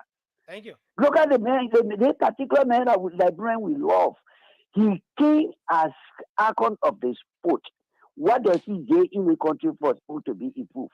The only way the country sport will be improved until that particular man died. What happened? Okay, so let's hold you there. Hello, your name and wait. Okay, this is Vasco on the line. Vasco, go ahead. Let's hear you. Hello, Nelson, and let me say hi to the panelists on the show tonight. Vasco, small CDC. Go ahead. Let's hear you quickly. Listen. Just before you go ahead, Vasco, just so you know, you're not a panelist on the show tonight. You are a caller. So I'm giving you 1 minute. Just because you're former panelist on the show, so you can make your input in 1 minute. So go ahead, Vasco. Your timer is set. Thank you, Nelson. I just want to speak on the speaker issue. So Nelson, CDC, and I know where I'm speaking from because I know most of my friends are there talking. CDC, we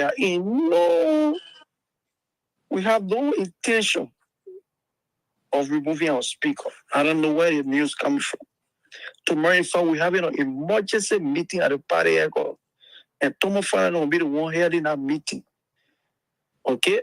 There will be a serious meeting tomorrow to resist any evil plan to remove our speaker. But you don't go have fast. That's I got one question for you. Evil plan, but that meeting you go have to resist evil plan, Vasco. I mean, look, listen, we got few of our lawmakers. I will tell you, that's it, man. I've been on the show today. We got Jeff for a meeting. We got few of our lawmakers that we already know that is trying to be part of this plot. But yet and we still have the majority. So as of tomorrow, everything I hear people saying, it will be on the opposite. Thank you. Okay. So Vasco, what are you predicting? You think the 49 signatures it will increase or it will drop? That's fallacy. There's no 49 signature. You think so? You know, when we speak, you think there's no 49 signature, Vasco? You think should we hold you by that? There is no. Nelson, if you want to have a 49 signature, then you will be having half of the city lawmaker yourself. Okay, thank you. I want to hold you there because it's just a matter of hours, and we'll be back here on the same show having conversation around what will happen tomorrow at the legislature. But thank you. I want to hold you there, Vasco. Thank you. Thank you. So I'm going to take just a single call, and then we wrap up from here. Hello, please go ahead. Morning. Jeremy, good morning. You are live on the show, sir. Good morning. Yeah, my name is Nicholas Powell. I call from Carwell. Yeah, Nicholas, go ahead quickly. I want to speak on the issue concerning President Joseph Iman Breka. He travels, okay. Yeah, his travel. For me to relate, and since President Breka took office, things is tough within our country. Our country is dragging. We are in like every hell because of this papi called president in our country. If I only have in a power, I'm all things I used to think in that case. Thank you. You know, we have platforms like these, you know, so that we can express ourselves. Going at the days where Liberians took mother pencils and whatever you to go after other people. No. If you can use your brain, if you can use your intellect to go after somebody, don't use your muscles to go after that person. That time finished passing. So all of y'all are listening to the radio now. If you were ever thinking about that thing, just forget about it. That's why you see small body men, the soiree we're looking at one handful can look at friends and tell you that thing you're talking, I disagree with you. In fact, it doesn't make sense. And then we have the disagreement, we go on. But if you think people using muscle now, that thing you're talking, we pass that stage. The country improving. Let me tell you. Let's give me 10 seconds because a call implicated me. Take your 10 seconds to do your closing answer. So Nelson, you as a moderator, please do all this favor. Maybe if you don't catch it, we'll remind you. In this particular instance, you did not catch it. I did not say every travel. I say a summit. Matter of fact, all the contracts you see people be getting from the summit, they are already worked the deal before the summit. The summit is just the ceremonial part of the deal. This country already worked out the modality behind closed door, link up. They got people that liaison, people that link up with the different countries and set up the deal. Deal sound ready to go. When you get to the summit now, I guess ceremony you get doing now, you're signing document in it. So that's what I was speaking to. I said summit. And when I talk about the job fair, that summit I was talking about, I didn't say every travel. Every travel the president go to is not about discussing it. Some travel is about security. Some travel is rekindling the relationship we had before. Making sure that we rekindle that relationship, start up a new friendship and stuff like that. So every travel is different. I spoke specifically about a summit, not every travel. So if you come back and listen to this show tonight again, you will hear that I did not talk about every travel. I'm not naive to say that every travel the president had to bring something back. Each travel has a specific reason. Like I said, the United Nations, the president has to be there because we are founding member of the United Nations. It's a very important place for us to be. Okay? So when you listen, you don't have to agree with Anthony, but don't also distort my information. Thank you very much. What does he have? I think Nelson I'm got it friends back. take over. Yeah, sorry, you can go. I was doing our closing now, so sorry, you can go. Yeah, thank you. Great conversation. And thanks to those who phone in. Thanks to all well-meaning Liberians, whether you following, listening, commenting, we appreciate all of the criticism and all of the disagreement. I think it's important that we have our conversation very civilly. And I mean, say what you can say in a very unique way, whether against government or for a government. I think that's the era we're in. But I think it's a good thing that the president travel. And I think in my mind, when you are a student, you need to mute the feedback. Yeah, thank you. When you're a student of international relationship, you're gonna know basically that the business travel is not about what people think the president should get bring eventually, or how miracles should get happen because the president is traveling. Most of the time you hear ministers or people who update us about president having some bilateral conversation. It is about strengthening some basic relationship. It's about strengthening how investors can come in our country. It is about how our country can be on the map there. You can agree with me that many of those leaders, people that haven't seen the kind of a respect over the past 6 years that they've been seeing in our country. So it's important that the president make these traveling.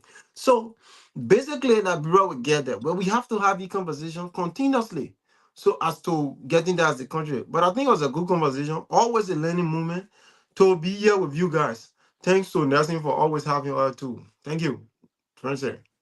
All right, since the co-moderator here, I will close now. Then she can take over. But yeah, I mean, it was a good show as always. And I just No, you wanna- got this. Huh? I see you got this.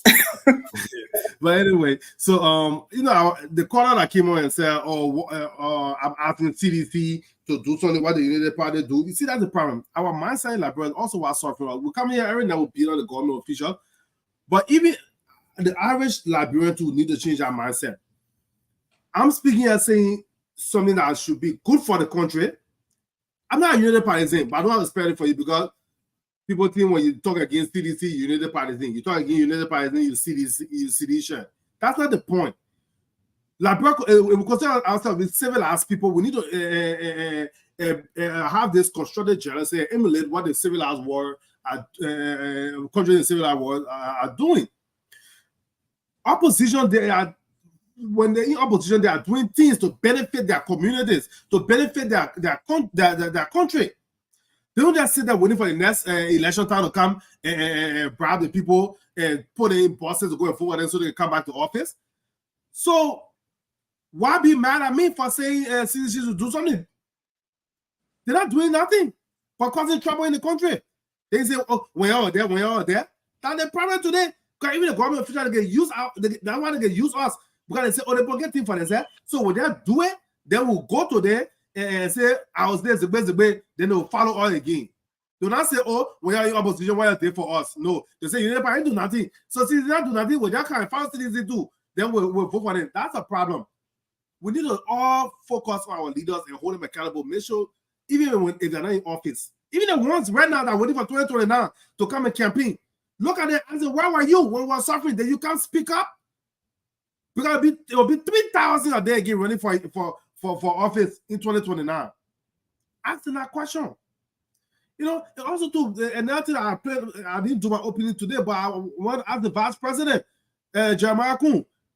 A few months ago, he went to the president, and those correctional officers spoke with him. I see one lady, I think she was a supervisor or something, explaining to him how they don't have healthcare, they don't have pay, their uniform, and all these things that they need to do. He made promises there. Merci, if you are listening, can you guys please go back to the Moreover Central Prison in PHP and ask to see if there has been any change. They're not doing nothing for our people in our country. Today's EPS people, well-trained former EPS security personnel are protesting for their money. Even if you don't want somebody to work for your government, pay them. What kind of concept civilized people? Where in the world people can work and they don't get paid, even if they don't want to work for you? In the country, people, you fire somebody, that paycheck is coming because you don't even want a lawsuit. But Liberia, we just treat the people like slaves. We call ourselves civilized people. What kind of government is that? You don't want to pay them. Pay them off. The point I even say they want a job back. Pay them off, let them go. But you know what the people bring government, what I call it legal criminal. Where's the justice? Where's the Justice Department, the Supreme Court, all the people? Why nobody's stepping in for the people to get paid? They got a children there. We know your people there. When you get office, you go straight and send children outside the country. Or you're staying to the $7,000, $10,000 private school in Liberia that will know that your children can go there. So I don't care about other people's children. Those people that even when they talk about earlier on the other show, the spoon talk, some folks are saying, maybe they got hired illegally. Even if they got hired illegally, the people took an oath to put their life on the line. Even they didn't go through the process, they were waiting to put their life on the line. So if you don't want it there, pay them and go take care of our children. You ever have some shame for yourself, man? Come on now. Thank you, Francis. Francis, fire burning. It's always fire burning, Francis. He's fired up tonight. I can be so all the time. But hey, look, I want to begin by saying, and what I'm about to say tonight, I know a lot of people are not going to like me. That's fine. Why? They have any closer? But listen, in all fairness, President Joseph Yuma Boakai, His Excellency, ran on a mantra of rule of law, no business as usual, had a famous interview on VOA, all of that, yada, yada, yada. This man is not a respecter of the Constitution of Liberia. And here's why. The Constitution of Liberia and under the Executive Act of Liberia, 1972, Google it if you don't know, clearly states that the president shall appoint one person from each county has to be represented at the executive level, at his cabinet. Each cabinet, one person from each county. That law, President disregarded. If you look in this administration, it's dominated by one county. The reason it is put in there is because they want balance of power, unification, integration, so that we can put the tribal thing aside and all of those different things. They say, Constitution say, declare your asset before you put your foot in your office. We got over 900 people of this administration in top government position in the cabinet have yet to declare the asset. They stay passing around. The president has not said anything. We have 2 DEA bosses who've been on suspension for 5 months now. They already did the investigation. The report is on the desk of the president. He has done nothing. We talk about rule of law. My people, if you say you are personal ruler, they will be the first group of people say, audit, audit, audit, audit, audit. Audit is also a rule of law. It's following the rule, what the law leads you. I'm not against audit. But to whom much is given, much is also expected. And if we cannot hold our lawmakers, our leaders accountable in this particular moment, then we are not serious. What the law should apply to one group of people, but it should not apply to the other group of people. Matter of fact, you took drug tests that you're going to fight drugs. We don't have leader of drugs. How are we going to fight this drug? No leadership. My people, are we serious here? Are we really serious to fight this drug?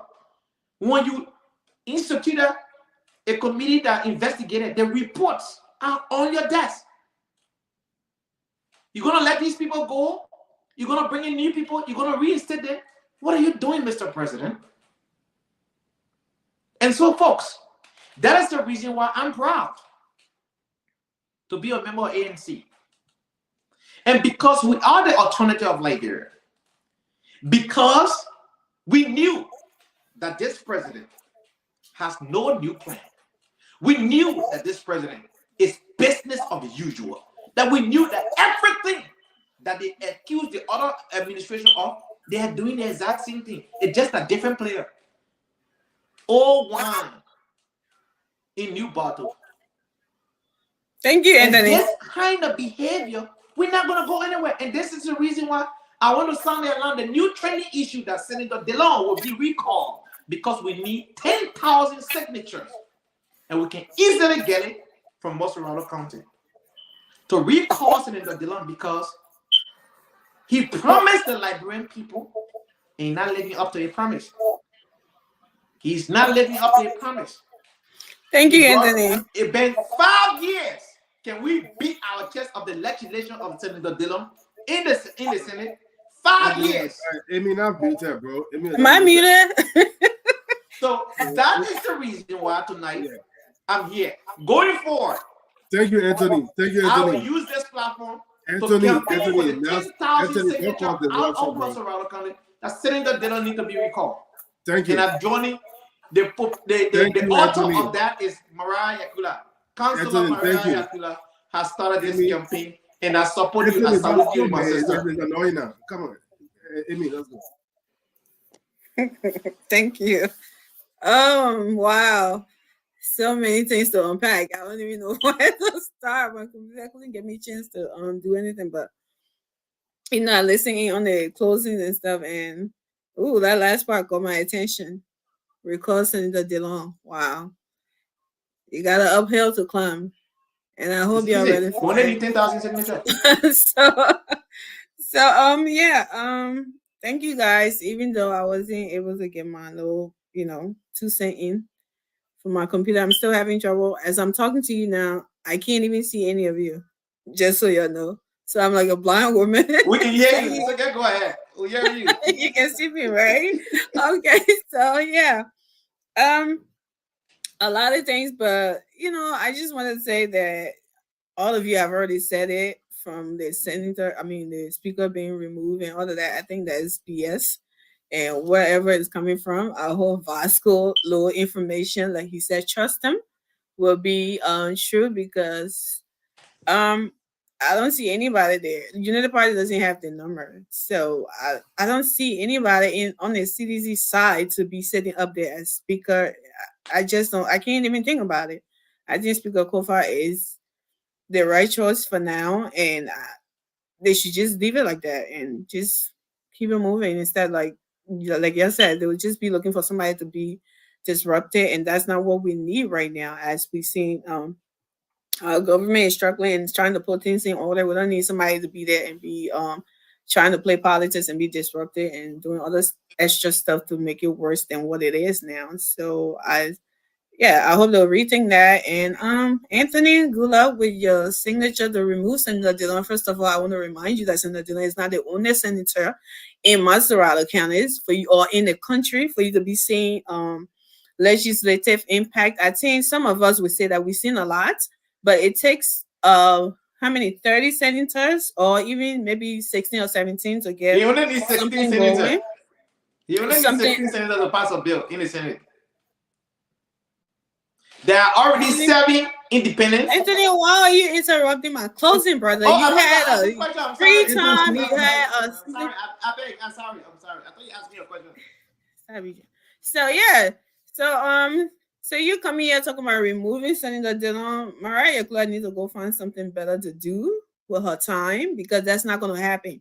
Senator Dillon no one is saying he's a saint, but in my opinion, he's one of the best senators that Liberia has. He has his flaw. He's a human being.